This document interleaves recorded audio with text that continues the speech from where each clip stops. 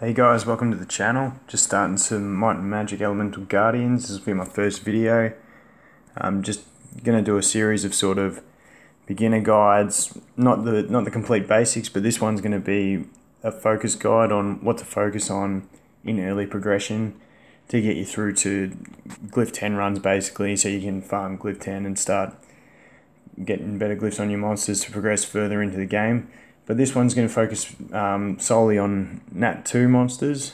There's a lot of videos out there highlighting all the good Nat 3s and stuff that you can use to get through your progression, but there isn't really much out there to show you what 2 stars can carry you through the game. So that's what this will basically be. Just for the beginning of your progression from when you start the game, you'll just start clearing through the scenarios. Floating islands obviously first. I find it easier just to sit at floating islands for a while and farm up a bunch of vitality glyphs. Just initially, you'll just put full sets of vitality on your griffin you start with, your wind nymph and your wind knight. Basically, early on, your wind knight is going to be the one that does most of the hard work for you. He sort of carries you through the first few scenarios once you put some better glyphs on him, because he's got that self-heal, all that. Don't be afraid to 4-star him, even max level him at 4-star. Just to have that farmer going. Eventually, like I did, I 4-starred him early, and I ended up feeding him off anyway. But he's just handy to get you through the early stages, what you need to do. Obviously, if you summon early the Ice Knight, I'd highly recommend building him. Don't do the mistake I did. I thought skilling him up and getting the cooldown reduction on his second skill would be huge with the 3-turn cooldown. It would give him more survivability through the lifesteal runes glyphs. But it's not worth it. I wasted a fair few skill ups on that. Just get him, evolve him. You can 5-star him. He's really good at 5-star early game. And then he'll sort of work you through all the progression. Mine here with these stats, he was autoing by himself through Glyph 7 comfortably and Glyph 8 at about 80% on the Wrath dungeon. But besides that, as you're working through your general progression while you're doing all your summons and everything, once you get to Mystic Forest, the first monster you want to pick up, great monster, is the Water Arcane bird. You get him through advanced, just basically keep farming that scenario on advanced until eventually he hopefully drops for you. We'll go into details on them all a bit later. Then if you can get into Sunken City, sorry, the game's just slowing. If you can get into the Sunken City on advanced as well, and even if you can only farm the first level of it, just keep farming it, and hopefully eventually you get that wind golem. He's a really good unit. Very underrated, I think. And then the other core unit that you really want is going to be the water nymph, which unfortunately is not farmable. It's a 2-star, but it's not farmable. However, at the moment, it's something I would hope they make him farmable in a sense at some stage during the game, because he's really the only 2-star. So she's the only 2-star healer I'd highly recommend. At the moment, you can get her with your stones that you get through TOT. So if you're playing in the next 3 months, highly recommend getting through those TOT stages and trying to get some stones to summon her. But yeah, those 3 are your main core team, and then after that you want a dotter, your damage dealer, but early on, because everything wants to be tanked to survive, it'll want to be something with dots. I highly recommend the Lightning Assassin if you can summon her. Once again, she's not farmable, but she's a great unit. That's the Lightning Assassin there. Also just a 2-star, but she's not overly tanky, but she gets the job done basically. If you can't get her, if you're getting to the stage where you want to start doing glyph runs and you can't get her, a alternative would be the Fire Djinn, who's also got the AoE dot, and her second skill's very decent too. That's the Djinn there. Her second skill is an attack break and armor break, which is very handy, but because the first glyph dungeon you'll be running will be Wrath, just 'cause I find it the easiest one. the boss is a water element, she's the fire element. It's sort of, I just prefer to have the damage mitigation, and she's got fairly low base stats as well. So that's where the lightning assassin comes in if you can manage to pull her. For your final unit, I ideally would use the winged unicorn. I actually haven't summoned one yet. So far it's only a 2-star, but I haven't been able to get my hands on one. Going through this. Yeah, the winged unicorn. So his second skill is super handy, especially for that wrath boss, as every time the boss crits, he generates a shield over himself, and if you can negate that shield, it just makes your runs a lot smoother once you get to the boss, because what happens is you can get into runs where he'll shield himself, you'll put dots on, the dots won't get through the shield, and then you'll shield himself again, and the runs just end up taking an incredibly long time. So that's very handy. The other thing that's amazing about it is you've got your team cleanse, skills up to a 5-turn cooldown, clears 2 harmful effects from all allies. That's the most cool harmful effects you'll have at any time in that dungeon. And the speed increase is huge as well. The healing effect is negligible because we've got the wind golem for that, but I'll get onto that in a minute. But that's a great unit. I'd highly recommend using that wind unicorn if you can get your hands on one. If not, I've settled for another option now out of necessity. I am using the Thunder Stalker. Basically exact same second skill, so gets the job done for what I need him to do. And then he's got an AoE dot, only 50% chance, but it's something. He's not as good, but he's usable if you have to. I'll just go through the units, my units, and how their stats line up at the moment. The Water Nymph evolves into Water Muse, is the only unit I've had to 5-star for this team. Her base stats are just too low to be able to get your speed high enough while keeping her tanky, so I just had to 5-star her, and she does the job really well. Her first skill can upgrade into a chance to reduce the enemy's resistance, but it's a bit meh, so either skill up doesn't really matter. Her heal is fantastic. It's by base it's only 15% for 2 turns, but reusable in 3 turns makes it fantastic. Max skilled, it goes up to 30%, so if you get it up to that 30% heal per turn for 2 turns, that's every 3 turns you're going to be healing all your monsters for 60%, because you've got the 2 turns of the heal, 1 turn where you won't have the heal, and then the next turn it'll be off cooldown again. So that's fantastic. And her blind it sounds a bit meh because of the 50% chance, but it is super handy in waves, in TOT as well.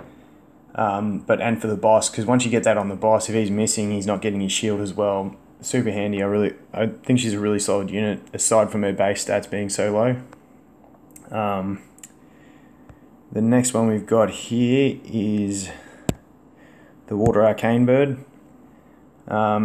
Just a great unit, everyone knows it. Its first skill, if you can get the skill up into heal, is fantastic, healing itself for 10% every time it uses the first skill. I stupidly tried 9 times to evolve this thing and got the damage one every time, so wish I didn't do it. Moral of the story is just take whatever evolution skill you get and run with it. The devs have said I think they'll make a feature to change it later on. The second skill decreases the attack of all enemies.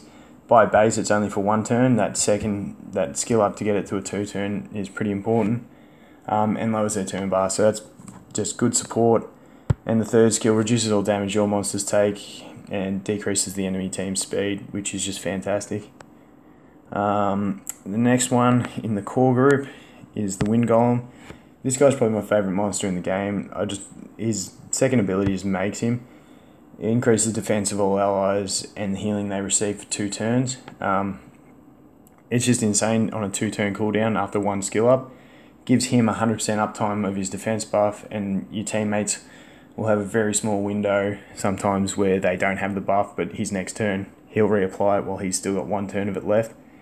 Fantastic unit. Damage mitigation is everything early game, and you don't get any better than that. His third skill is also fantastic for bosses, especially. Once max skilled, I think it's a 90% chance to reduce their turn bar by 80%. Fantastic for bosses, like I said. Reduces their attack bar, gives you more chance to land the attack break on them, get your heals up, mitigation, just everything. It's fantastic. His first skill, I got the stun power up. I personally would have rathered the one where he deals damage based on his max HP and reduces their speed, but you get what you get, and like with my water bird, I'll just accept it and move on, and hopefully they introduce that feature. My damage dealer, the lightning assassin, I did summon the earth Felicor before I got her, and so I've built him up, but he's my main unit, but I've built her just to show that it can be done. He's just a little bit quicker just because of his 2 dots. And the water tree I was actually trying, but because I don't have him max skilled, I actually found the use of the muse and the golem, you don't really need the water tree, so he was a bit of a wasted, not a wasted 4-star. Obviously I'll use him later on in more content because he's a fantastic monster, but for this I actually just like using the muse and the golem. Yeah, so your lightning assassin, she's got the AoE damage based on speed, which is handy, but doesn't really matter. It's the dots that matter, so she gets the two turns of dots on all enemies. Second skill is great as well. It slows the enemy, which is great for the boss, slowing them down and speeding her up, giving her more turns. I got the power up into the poison, which I feel is a little bit better. Her other one increases her attack bar by 25%, which still gives her basically a free turn for every 4 turns you get it, which gives you more uses of your AoE, but I still think the poison is the better go-to if you can get it. Once again, if you don't, just move on and don't worry about it. Just on a side note with your DPS, as you can see her stats, she's a little bit slower. That's because on one of her top glyphs, I've put a defense one in there instead of speed, because your damage dealer doesn't need to be getting the turns that your support monsters do, because they're not actually saving your team or healing your team or anything, so they're just surviving. If you have to, put an extra tank glyph on.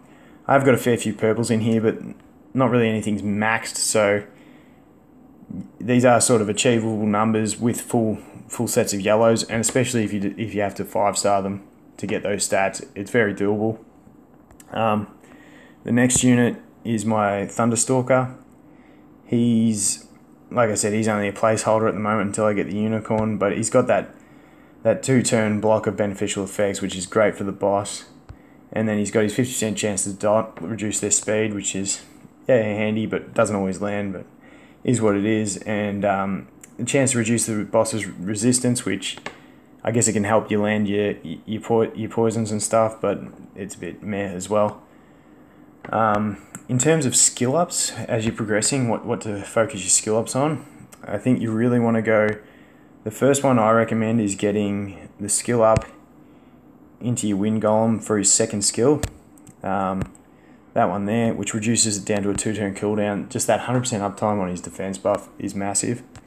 After that, I recommend doing the skill up on your water bird. I feel like the water bird is one that most people will eventually max skill anyway, but just having the first skill up being the one that increases the effect turns on the second skill, that's massive. So I'd then put skill ups into the bird until you get that one. I've max skilled my earth Felicor, so that's where all my skill ups went into. But then I've also, after that, I'd start putting them into, unless you summon a nat 3 or 4, you can put them into your team. Anything that replaces one of these roles and you think's a better unit, just put them in. This is just a baseline build, and then you can just edit it how you want. But I'm currently working on my Nymph. I just want to get her heal maxed. If I get her blind maxed as well, so be it. That's handy. But like I said earlier, putting her heal up to at 30% is massive for her. Once you include the 25% buff that comes from the golem's buff, and then I've got an appeasement set on her, I think it ends up being somewhere around 40% healing each turn it ticks, which is it's insane healing. Like I said before, just a pity her base stats are so low, but you'll get through it. So yeah, and with the progression through your scenarios, like I said, work through them. If you get to the stage where you've got that core group 4-starred of your Nymph, Bird and Golem, you can probably start jumping in out of the scenarios into the dungeons and looking at doing some Wrath. Obviously you want to evolve all your creatures as well, so get through that. And then you want to start jumping into Wrath, and you'll start, once they're all around that 4-star level, you'll probably be around the 5 or 6 mark, and you'll farm each of them for 2 or 3 days, and you'll just gradually go from 5 to 6 to 7 to 8, and then into 9. 9 is still fairly easy once you get those tanky stats, because the boss only gets an attack buff, and especially if you have that block beneficial effects on him, it blocks his damage that he's getting, which is fantastic. 10's a bit harder. Once again, when I glyph my monsters, I was trying to have that baseline that I was trying to achieve of about 10,000 HP and 1,000 defense. Obviously, sometimes it goes, one's higher than the other and the other one drops down a bit, but that's what I sort of was aiming for, and then creep it above, just so that you can survive an attack from the boss while you have armor break on your monster and no mitigation up.